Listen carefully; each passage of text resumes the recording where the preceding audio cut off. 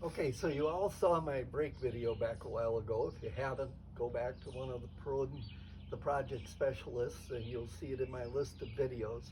So I'm just going to take the T-bar and I'm going to double check to make sure none of the lugs have come loose. So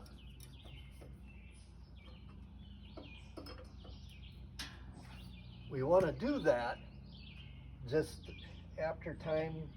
Sometimes you'll have a lug or two that'll work itself loose. This is just a safety precaution. So if you take your tires off, rotate them, whatever, go back after you've driven it a little bit and double check to make sure those lug nuts are tight. Just another tip from Perrodin the project specialist.